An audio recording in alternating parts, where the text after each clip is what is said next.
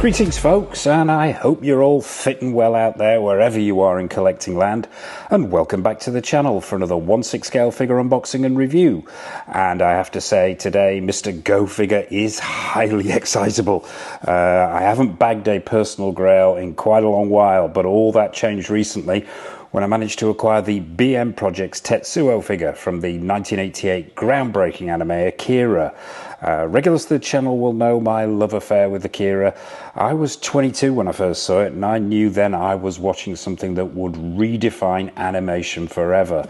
If you haven't seen the movie, seek it out. Written and directed by Katsuhiro Otomo, based on his manga. Forget elephants, rabbits, deer and princesses. This movie dealt with politics, death, rebirth, loss of humanity, and man creating God in his absence. Yeah, move over, Disney, all the way over. The animation may be dated by today's standards, but watch it through a 1988 lens and it is nothing short of genius. Since I started collecting more years ago than I care to remember, I have to say, I have been in search of the BM Project's 2 figures and bike that were released in this trio, and they were released back in about 2010. As regulars to the channel will also know, along the way I bagged the Kaneda figure and his now legendary bike, and there'll be links to both those reviews at the end of this video if you want to check them out. But the far rarer of the three is Tetsuo Shima, and he has always managed to evade my grasp until today. So the review will take the usual format: box, accessories, figure and showcase as always. But before we dive in, a quick thank you to everyone who supported Go Figure. Your stars, each and every one of you.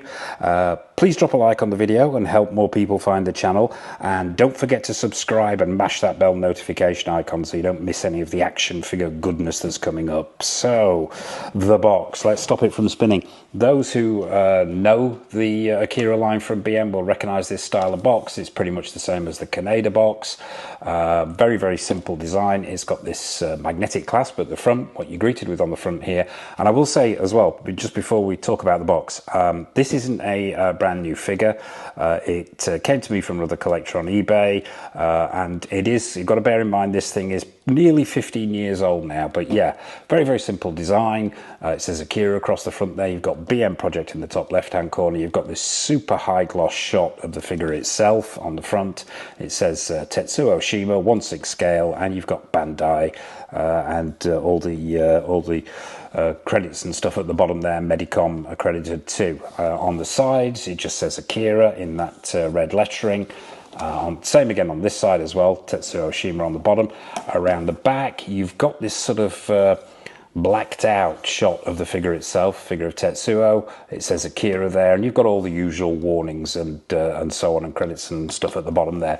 Don't piss this figure off or it might level Neo Tokyo. On the top just says Akira and Tetsuo Shima, and the same on the bottom there.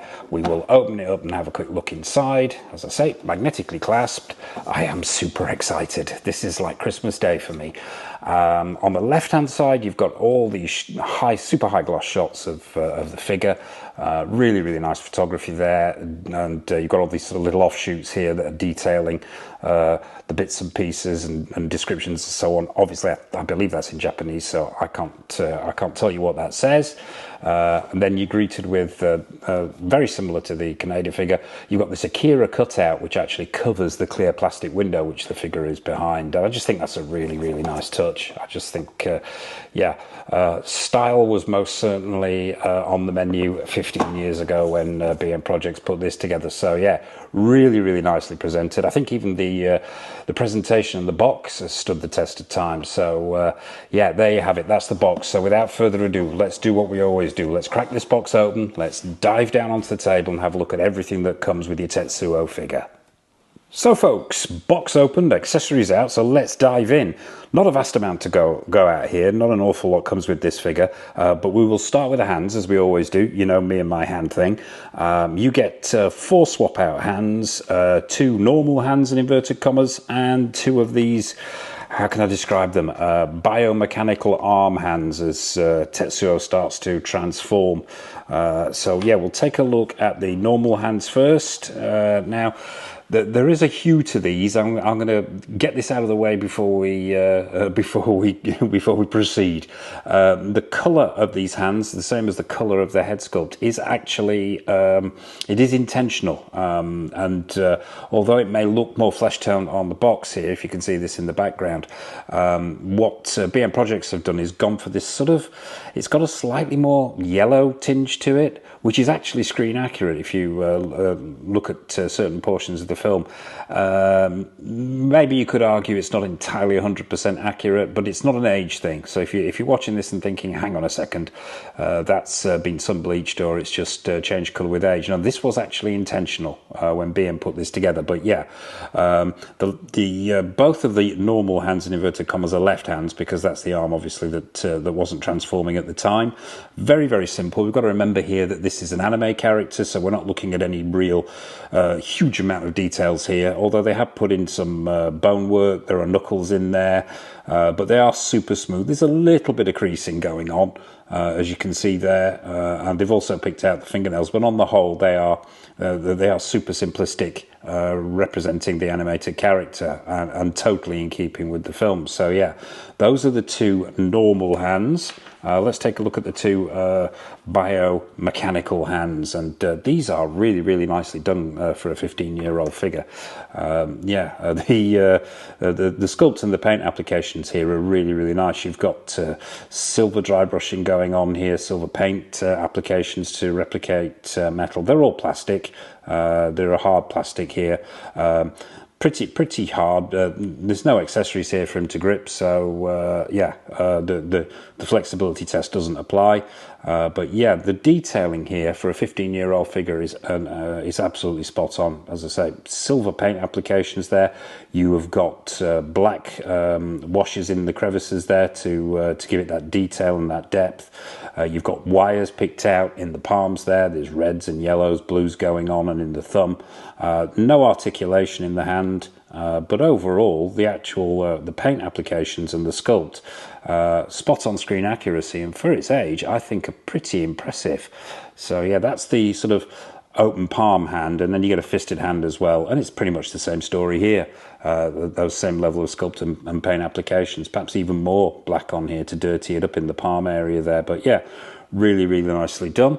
Do they hold up today? Absolutely. I've seen a lot worse. So yeah, that's the hands. We'll pop those to one side, as we always do.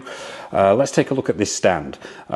This stand was actually still sealed and not been out of the plastic for 15 years when I opened the box. But yeah, very, very straightforward stand. It's this clear perspex stroke plastic, and you get a pole to go with it, and the pole clips in wrong way around, clips in the bottom there like that.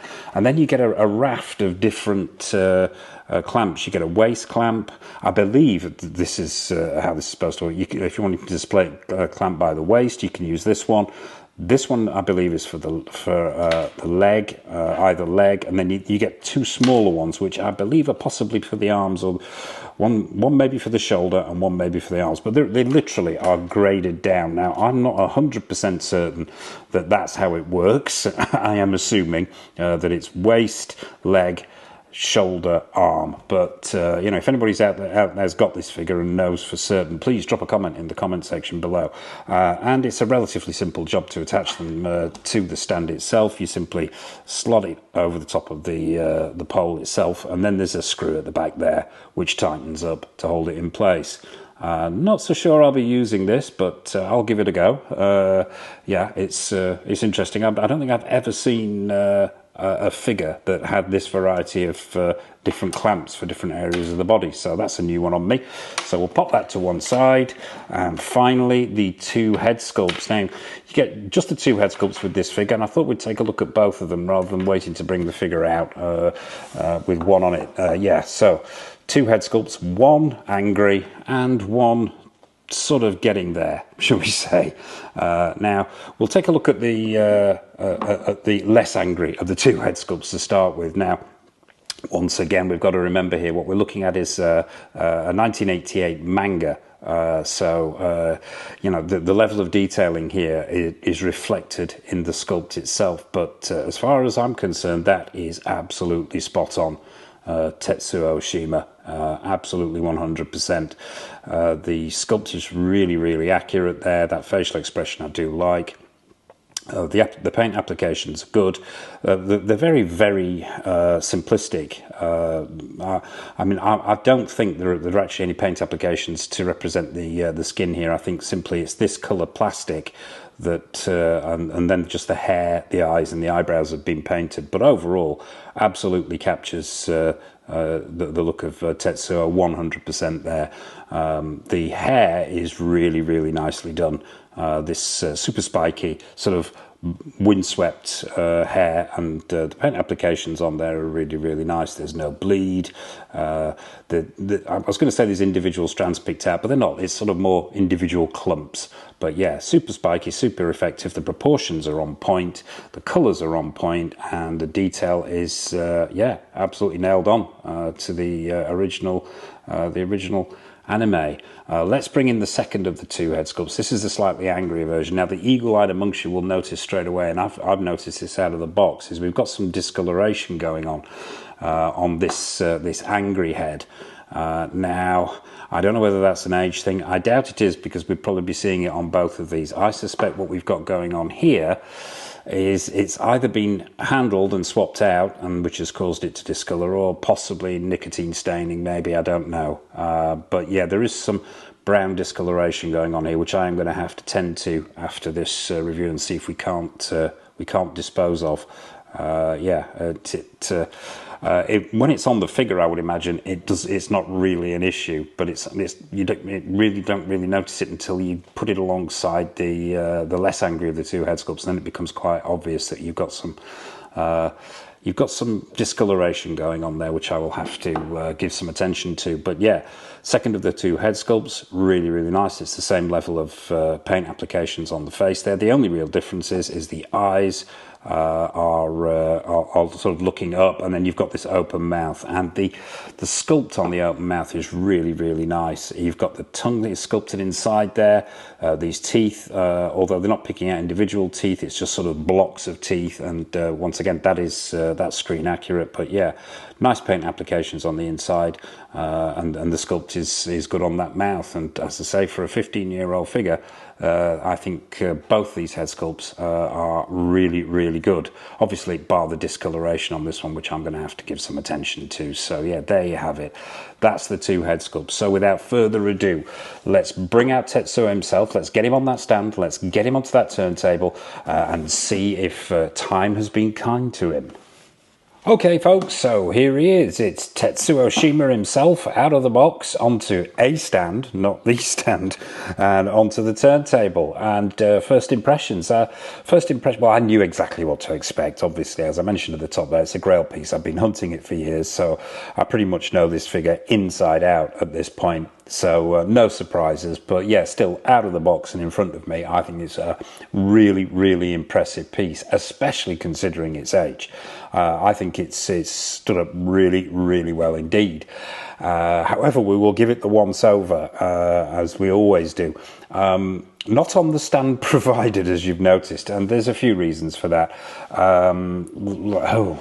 Where to begin? This stand is a nice idea, but no, it just doesn't work. If you want to use the waist grabber, because of its height, you can't insert the pole underneath the cape, so it's got to be on the outside of the cape, which means you are pinching the cape as well as the body of the figure, which just throws that cape off completely. If you try to use the leg grabber, which I'm assuming is a leg grabber, you've then got a problem. You can't dynamically pose it because you may only have one leg on here, and it's not snug around the leg, so he's not secure. And once again, you've got that problem of concealing this pole then, because even if you do get it attached to one leg, where does the pole go? So yeah, ill-conceived is a nice way of putting it. It's a nice idea and an attempt to innovate. At the end of the day, we are talking 15 years ago. But yeah, it doesn't work. So I've got him on a generic stand here. So we'll put that sort of car crash thing to one side and focus on the figure itself. So yeah, let's stop him from spinning and take a close-up look. I couldn't resist putting him in a bit of a pose. Also fair to note at this point as well, I think I have got to the bottom of that staining on that head sculpt.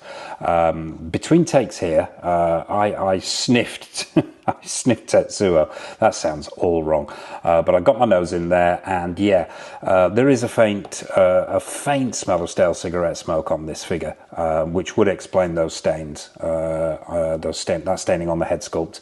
Not a deal breaker. The smell itself is negligible, although it's there. It's not, as I say, a deal breaker. It's fair to say I think this figure has been through maybe 2 people's hands, if not more than that, before it's arrived at my doorstep. So I think somewhere along the way it got exposed to an environment where cigarette smoke was present, which has caused the staining of that head sculpt and that minor odour.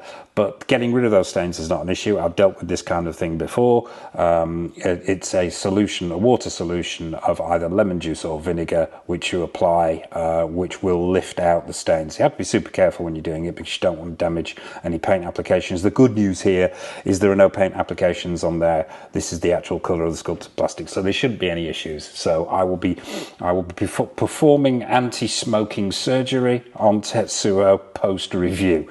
But yeah, that's enough of that. Let's take a look at him. Let's get him off the stand. Now I've got him in a pose here. I couldn't resist putting him in a pose, but we'll start at the bottom and work our way up.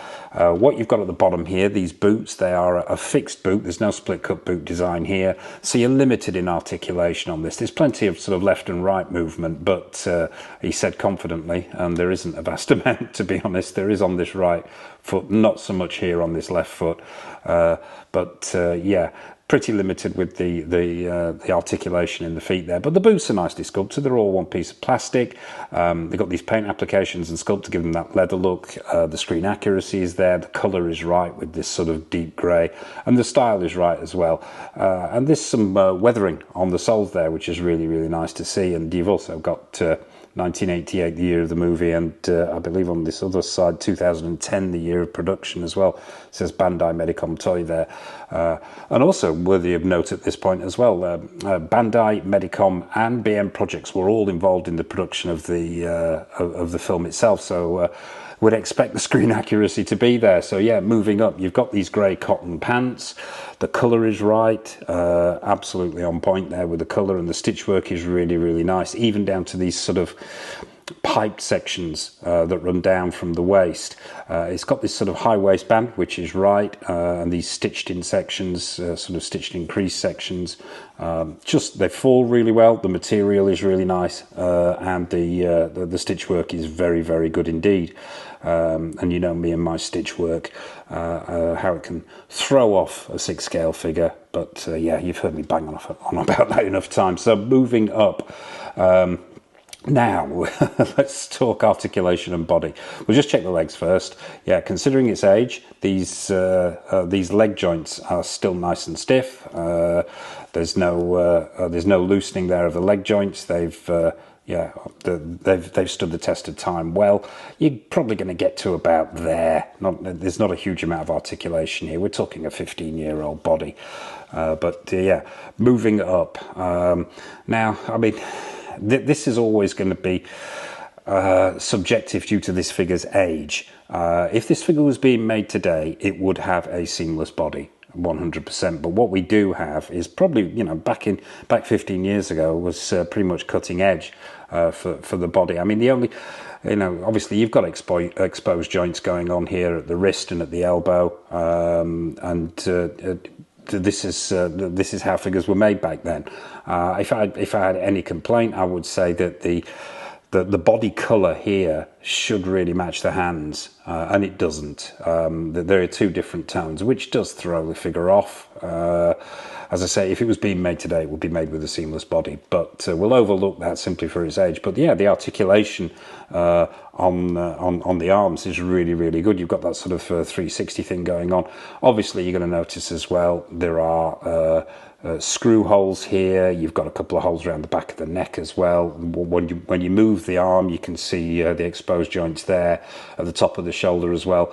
But yeah, as I say, that's the edge. But overall, the actual articulation here is really, really good, and you've got a full range of motion going on here, and that sort of a 45-degree bend there, and the arm will give you a full rotation there as well, so you can pretty much get him into any pose you want. So yeah, that's the arms and the articulation. Let's take a look at the other arm, the biomechanical arm. Now, this arm hasn't fared so well over time, and I'm assuming this is because this is the arm that is probably most posed on this figure, and yeah, it's a little bit loose, and I'm going to have to give this some TLC as well. I think this is down to the actual joint there, where it's affixed to the shoulder section. It's just got loose over the years.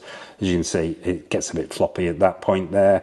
It's nothing that can't be fixed. I can get in there and I can come up with a workaround for that. Not a problem if that arm comes out, which I'm assuming it does. But the actual sculpt on the arm, let's try and get this close and get the light on this. I think, considering its age, I think that is a tremendous sculpt on that mechanical arm, that robotic arm. Screen accuracy is definitely there. The colours are really nice. You've got these copper tones. You've got these sort of the colours of the wires are continued. You've got the oranges, the blues, the yellows, the reds that all appear in the palm of the hand there are continued up the arm. Even the peg itself has been painted and given that sort of silver washing and detailing to make it look mechanical, so that it blends in. And really, this arm is really, really nicely done, and those details are continued underneath as well. I'll try and get this arm up so you can see. Yeah, all really, really nicely sculpted and painted underneath and screen accurate. So yeah, and you've got the same amount of articulation in that arm as well. The outfit itself is relatively simple. You've just got these sort of these tan pants, these tan cotton pants, and then you've got this t-shirt on top, and this sort of vest style t-shirt, which is once again it's made out of cotton. The stitch works nice. The colour is screen accurate with that sort of off-white. And really, that is it as far as the outfit goes, other than this cape, which we will take a look at. Now, has this cape stood the test of time? I think it has. It's a really, really nice material, super silky. I don't think it is silk. I think it's a man-made fibre. But yeah, the screen accuracy is there with the colour, most certainly. The weathering that has been done to this cape is really, really nice. You've got these rips, almost like burn holes. There are shards hanging down, and they've also actually added what looks like possibly paintwork as well to accent those rips, those tears, and that weathering. Just really, really nice. And either side of this cape is a wire, and you've got a wire running from the collar area all the way down to the end here. 2 wires either side, none around the back and none around the collar area, but just all the way down the side. Now, collectors of 6 scale figures will recognise this type of wiring. It's that super thin wire.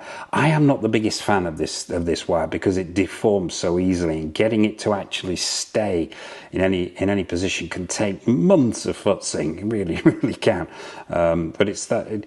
Well, super thin's probably the wrong expression, but it is probably the thinnest you'll get in a wired cape. And it really does take some finagling to get it to do what you want it to do. It has a tendency to go off at all odd angles, but it's a nice touch, and with some time and some care, you can get some really dynamic movement out of the cape, which is good because it's what's needed for this figure. That sort of windblown. If having this cape straight down just wouldn't, in my opinion, really capture that aesthetic from the film.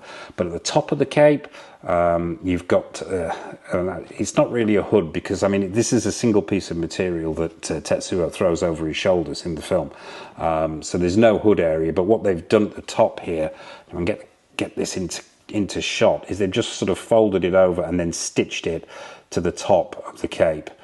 So yeah, it's not technically a hood, so what it looks like, it just wraps around the neck. Once again, screen accurate. So yeah, that's the cape itself, and nicely done too for its age, most certainly. We've already looked at these head sculpts, and I think they are absolutely spot on, both of them.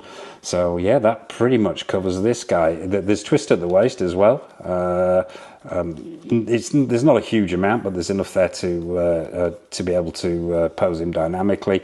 The head sculpts as well, as we noted before, it's not fixed neck, so they go straight into that neck area. There's a bit of a gap there, as you can see, where the neck meets the body. But once again, as I said, we're talking a 15-year-old figure. And of course, there's those two, what can I call them? It looks like he's been shot twice in the back of the neck. Yeah, this is the way they were constructed back then. At the time, this would have been cutting edge, I should imagine. So yeah, there you have it. That's Tetsuo Shima from the 1989 anime movie Akira. So, final thoughts. First of all, has he stood the test of time? Well, this particular iteration of him has got a few niggles, and that's, I suppose, to be expected. As I said, we're looking at a 15-year-old figure here, but generally speaking, I think it most certainly has stood the test of time, and as a representation of Tetsuo from the movie, I am more than happy with it. And it's going to be really, really difficult judging this figure, to be honest with you, simply because as I mentioned at the top there, it's a grail piece that I've been after for years, so I'm going to be supremely biased on this one, giving it a. So what I'm going to do is give two scores on this one. Bear with me on this; it will make sense. I'm going to score it once for what's actually in front of me. I'm going to call that the subjective score, and I'm going to base that subjective score not on it being a 15-year-old figure. If you put this figure in front of me today and said it had just been made, it would be lucky to get a 5. It would. However, we've got to take into consider the age of this thing. If I was to open the box 15 years ago and was presented with this, I would have been over the moon, and I'd probably given it a 9 or a 10. So giving this a subjective score all these years down the line is damn near impossible. For me, on a personal level, as a grail piece that I've been after for years and years and years, which is finally going to complete my Akira trio, then it's obviously it's a 10 on a personal level, but on a subjective level, as it stands, I would give it probably a 7, and maybe an 8. If I was judging by today's standards, I would say the paint applications need to be better. The hands and the head sculpt should match the body. The paint applications there should be improved. I would say the body would need to be seamless, most certainly, and maybe the articulation. You'd be looking at a split cut boot design and all this. But these are all modern things. So giving a score on this thing is a bit of a moot point. It all depends on where you are at that point in time. For me personally, it's a 10, but subjectively, I'm going to give it a 7. And I'm going to leave it at that, because I could go on about scoring in reviews for hours and bore everybody to sleep. So there you have it. That is Tetsuo from Akira, courtesy of BM Projects. I hope this review has been useful for you. I hope you enjoyed it. What's your take on this figure? Do you have this figure in your collection? What's your take on Akira? What's your take on anime? What's your take on anything? Nothing's off menu, so please drop a comment in the comment section below. And as I mentioned at the top there, please drop a like on the video as well to help other people find the channel. So what's coming up? Well, a raft of stuff is coming up on the channel. I'm not going to go into specific figures, but we have retro reviews, new figures coming in the new figure department. We have figures from Caustic Plastic, In-Art, Hot Toys, Premiere Toys, Susu Toys, Present Toys, the list goes on.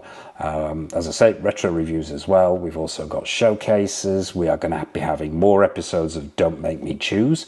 And for people who are unfamiliar with that, it's check it out on the channel. It's where I take a couple of comparable action figures, statues, collectibles, stick them in a ring together, make them duke it out, bang 7 bells out of each other, and the loser has to go, unfortunately. It's fun, it's painful, and it's anxiety inducing. So yeah, there's more episodes of that coming up. And we've got some Halloween specials on the horizon as well. There's 2 Halloween specials coming up, so stay tuned for those. But yeah, plenty of stuff coming up on the channel. So as I say, please mash that bell notification icon and subscribe button. And all that remains for me to say is a massive thank you for watching. Take care of yourselves. From me and Tetsuo, it's goodbye, happy collecting, and it's over to the showcase.